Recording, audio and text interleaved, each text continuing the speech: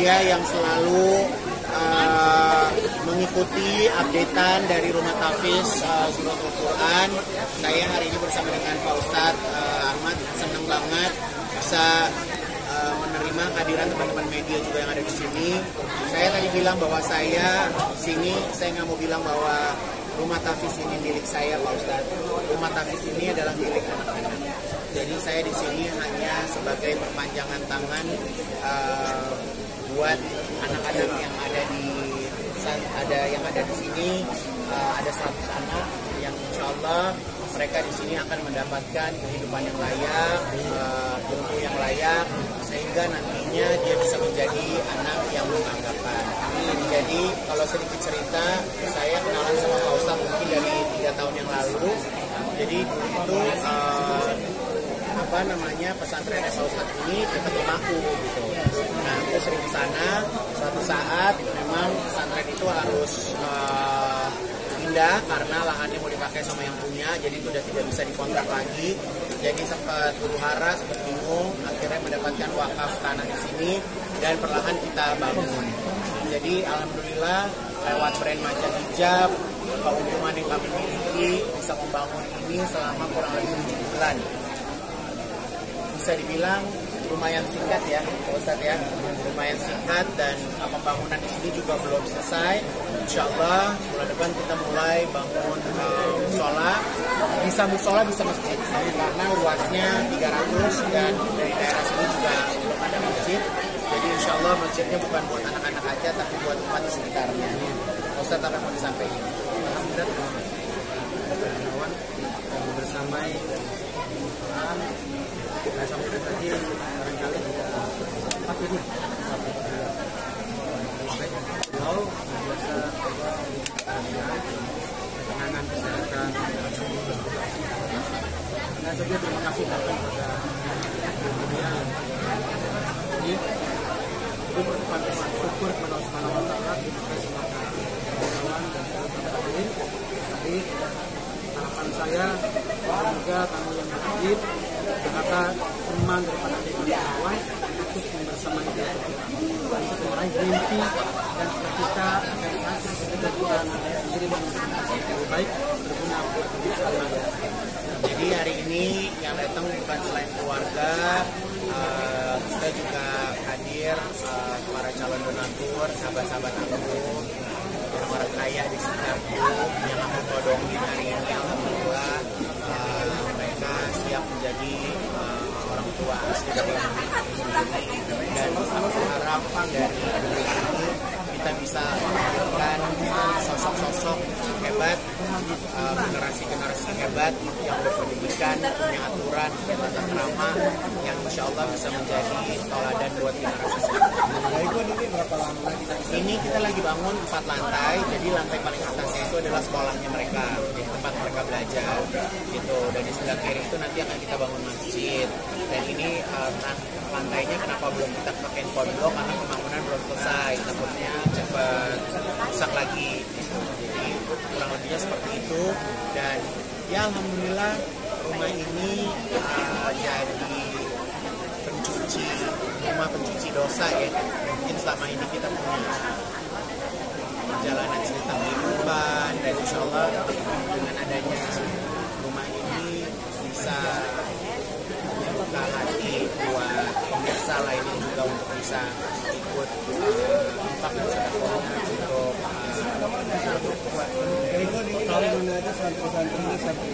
banyaknya dari daerah mana aja Pak? Bumi, Bogor, Cianjur, dari Sumatera ada berapa orang? Jadi nanti kalau misalnya memang sudah terlihat prestasinya, nanti kalau mau masuk ke sini mesti tes dulu. Jadi nggak bisa sembarangan, mesti tes, nggak ngerti bentuknya gimana. Jadi yang masuk sini memang yang pintar-pintar, jadi memang yang pintar agama, yang pintar pendidikan lainnya insya Allah. Jadi pengennya memang menjadi pusat pendidikan buat anak-anak sih. Jadi makanya saya tuh kadang saya sibukin anak-anak supaya nggak diundang-undang orang. Jadi saya bilang sama Pak Ustadz, saya nggak demen Pak Ustadz kalau misalnya anak-anak aku diundang-undang orang gitu. Biarin aja, dia sekolah, dia belajar, dia main, ya kan, di lingkungan yang ada. harus hafal berapa juz. Jadi anak-anak sekarang sini yang paling hebat bakal berapa juz? Saya yang nggak hafal berapa. Tahu ada berapa kayak ini? Totalnya ada 100 anak. Pembagiannya berapa laki perempuan? 50-50. Itu ada sekolahnya juga, mungkin ada sempat pernah ngisi kelas ngajar apa gitu. Kalau saya sih nggak perlu ya, karena kan saya bukan dari akademisi. Tapi kita menyiapkan di sini, insya Allah ada pelajaran bahasa Arab. Kita sekarang ada belajar bahasa Inggris, ada juga nanti pengenalan komputer, IT itu juga penting, dan nanti juga ada penyaluran bakat. Jadi mereka itu punya bakat mengarah kemana gitu. Jadi saya berharap mereka lulus SMA juga langsung mendapatkan beasiswa dari kampus Mercubuana. Ya itu udah solid. Jadi kita harus pantau hasil atau nilai-nilai yang dikehendaki dari kampus Mercubuana. Jadi insya Allah mereka langsung lanjut kuliah. Nggak usah pusing lagi kuliah tidak. Oh nggak ada masalah. Mau jadi desainer bisa langsung kerja di brand. Karena di brand kalau nggak langsung ngajarin sih kayaknya nggak ada waktu ya. Saya nyari duit aja buat anak-anak. Tapi kalau misalnya mau kerja di perusahaan saya monggo. Tapi base-nya ada di Bandung, jadi nggak ada masalah. Jadi saya pengennya mereka itu setelah mereka lulus SMA, mereka harus mandiri. Jadi mereka udah nggak bisa tinggal lagi di sini. Jadi mereka udah harus tinggal sendiri kampus. Jadi yang bisa tinggal di rumah ini cuma sampai SMA aja. Mereka selain memberikan bantuan dana biaya Oh iya dong, mereka nggak bisa pakai baju lain. Jadi memang udah disiapkan sama Panja, didesain khusus, kerudungnya, bajunya, semuanya. Dan anak santri saya wajib harus senyum, harus happy. Nggak boleh muka-muka sedih, muka-muka lapar, muka-muka susah, nggak boleh. Jadi harus ceria, ya karena hidupnya cukup, pendidikannya cukup, makannya cukup. Ya, jadi aku pengennya seperti itu. Jadi aku nggak mau anakku menjadi mental yang lemah, ya karena kita dalam mencari dana, membangun ini nggak ada istilah yang lemah-lemah. Jadi kita benar-benar hardcore. Ini nggak ada kali pembangunan 8 bulan bisa jadi 4 lantai gini nih, buat aku udah luar biasa banget. Ini gratis buat si 100. Oh gratis loh, gratis. Mereka gratis di sini. Jadi mereka pulang hanya setahun sekali, kecuali mungkin kalau ada keadaan yang mendesak gitu. Ya kalau kesibukan itu kan juga Allah yang ngatur ya. Jadi saya juga nggak perlu kesini 24 jam. Kalau kepikiran apa-apa juga tinggal telepon Pak Ustadz. Jadi kalau saya juga paling yang saya wanti-wanti karena banyak cerita, banyak kasus di pondok dan segala macam, itu menjadi satu concern saya juga bahwa kamar laki sama perempuan harus segera jadi, segera dipisahkan gitu. Dan mereka benar-benar harus tahu aturannya, tahu adabnya laki-laki dan perempuan seperti apa gitu, supaya tidak terjadi hal-hal yang tidak diinginkan. Punya handphone 24 jam. Jadi Pak Ustadz juga, Pak Ustadznya tipe yang kalau ditelepon nada 2 kali langsung diangkat. Lalu bisa ya? Dan aku titip juga Pak Ustadz, jangan nanti doain yang Puspa. Ya, ntar malam habis bisa doain, pokoknya selamat hari. Adanya pesantren ini bakal bisa itu dadakan aja 3 tahun lalu. Apa gimana? Adanya pesantren ini sebetulnya di bakal. Saya tuh balik lagi orangnya random ya. Saya kalau diminta malah belum tentu saya kasih.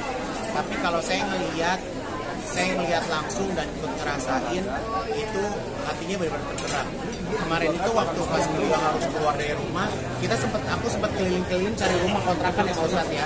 Akhirnya Pak Ustadz cerita kalau misalnya Pak Ustadz udah mendapatkan tanah wakaf. Ini ada koneksi antara Aigun dengan pesantren ini kita ini. Apa Mbak? Ada koneksi antara Aigun hasil yang sama. Koneksi pasti ada dong gitu. Dan lagi pula kalau saya kan memang sudah ada grup ya, jadi memang sudah saya wasiatkan keuntungan dari brand aku dialihkan ke sini. Walaupun mungkin kita bangun ini nggak langsung berat ya Pak Ustadz ya, benar-benar menikmati dari satu tingkat ke tingkat selanjutnya gitu. Jadi saya juga mengajarkan bahwa saat kita minta sama Allah aja sekali doa belum tentu besok langsung ada. Jadi saya pengen anak-anak juga punya mental itu gitu. Jadi bukannya mental meminta, tapi mental memohon kepada Allah gitu. Jadi mau segala apapun ya mintanya sama Allah. Nanti perpanjangan tangannya bisa lewat dengan siapa aja. Ustaz melihat Kaigun yang begitu. Oh iya dong, jadi makanya semakin banyak yang belanja tren Maja hijab dan Fanny Fripe, ya semakin banyak kalian bersedekah. Dan saya insya Allah dalam waktu dekat ini akan mengeluarkan kerudung terbaru karena saya harus bergerak lagi untuk Palestina.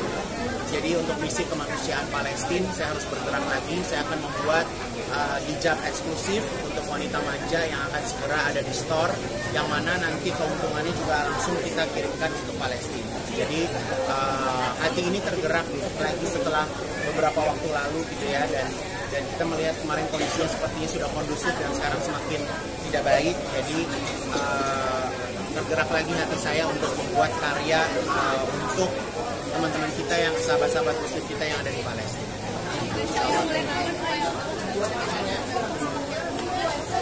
Ya sebenarnya kalau kita hidup, kalau kita sudah ngerasa cukup kan nggak perlu berlebihan ya gitu. Jadi kalau misalnya aku bisa makan enak, kenapa anak-anak nggak bisa makan enak? Makanya kalau anak-anak di sini sama Pak Ustadz diwajibin puasa nih, gimana Pak Ustadz? Senin Kamis mereka wajib puasa. Gitu. Jadi secara pergantian ada aja yang kirimin makanan, makan apa. Jadi dalam waktu dekat ini aku juga mau ajak anak-anak jalan-jalan, mau ke aviarinya Irfan Hakim, nanti lagi cari tanggal. Jadi pokoknya intinya mereka yang ada di sini adalah tempat mereka tinggal, tempat mereka belajar, tempat mereka menjadi anak yang nantinya bisa menjadi generasi yang baik. Ustaz, apa yang dilakukan oleh Kaigun ini merupakan iman di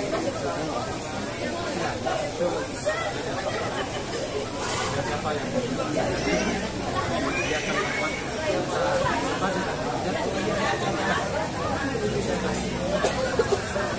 doanya buat Kaigun apa? mungkin tidak bisa bertemu setiap saat dan setiap hari, tapi kalau anak-anak melihat beliau sehat dan menjalan. Jadi Pak Ustadz doain juga insya Allah tanggal 26 nanti aku berangkat haji. Insya Allah bisa jadi haji yang mabrur walaupun mendadak berangkatnya, tapi insya Allah bisa istiqomah, itu yang paling penting karena menurut aku manusia pasti ada amalnya Pak Ustadz. Jadi ya itu aja sih.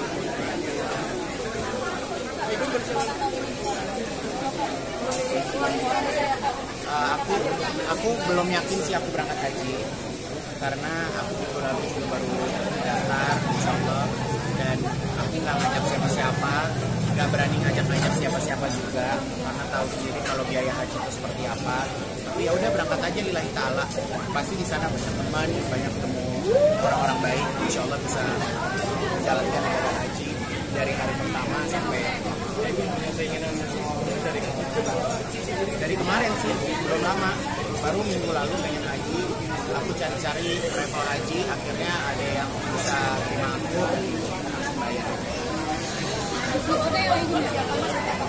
Persiapannya aku lagi nurunin berat badan karena aku yakin sekali di sana bakal berat banget. Jadi aku harus nurunin berat badan sehingga aku nggak cepet capek. Alhamdulillah sampai kemarin udah turun 4 kilo. Ini lagi puasa Syawal juga supaya lebih cepet turunnya.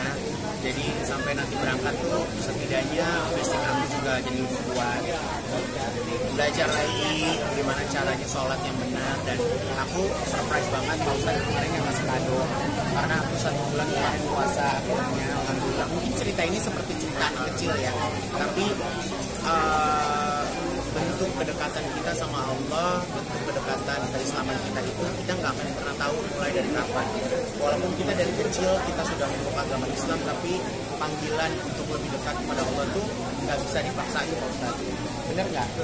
Ya kan? Jadi buat aku alhamdulillah banget ya, semoga tempat ini bisa menjadi sarana atau tempat di mana aku bisa menjadi muslimin ya yang lebih baik lagi. Umrohnya kayak gue lupa deh, 12 atau 16 hari. Oh hajinya, ya kayaknya 12 atau 16 hari. Pokoknya berangkatnya 26, pulangnya tanggal 12 insya Allah. 26 Mei pulang, berangkatnya 26 Mei, pulang 12 Juli. Sekarang baru turun 4 kilo. Besok harus ngambil raport lagi hari Senin, kira-kira turun berapa kilo lagi nggak tahu. Ada targetnya sebanyak-banyaknya aja.